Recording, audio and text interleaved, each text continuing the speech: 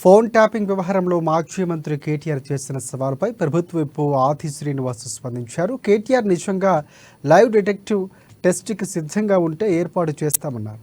KTR time place చెబితే టెస్ట్కి ఏర్పాటు చేస్తామన్నారు. గతంలో డ్రగ్స్ విషయంలో రేవంత్ రెడ్డి సవాలు విసిరి గన్ పార్క్కు వస్తే కేటీఆర్ పత్తా లేకుండా పారిపోయారని గుర్తు చేశారు. ఇక కేటీఆర్కి పిచ్చి పీక్ స్టేజ్కు వెళ్ళిందని, ఫోన్ ట్యాపింగ్లో నిజాలు బయటపడుతూ ఉంటే మేకపోతు గాంభీర్యం ప్రదర్శిస్తున్నారని ఫైర్ అయ్యారు.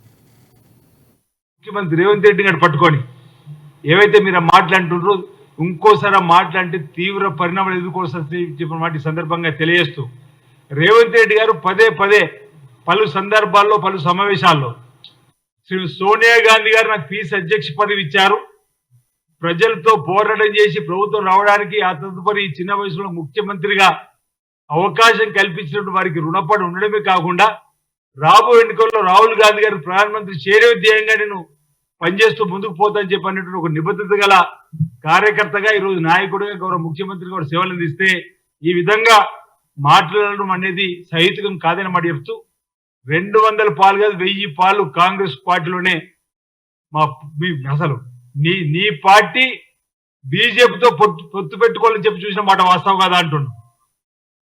కేటీఆర్ గారు మేము సూటిగా అడుగుతున్నాం, భారతీయ జనతా పార్టీతో పొత్తు కోసం మీరు వెంపర్లాట పడలేదా అని అడుగుతున్నాం. ఈరోజు మేమంటే ఈ మాట, మీ పార్టీతో ఉన్నటువంటి పెద్దలు దారి నాగేందర్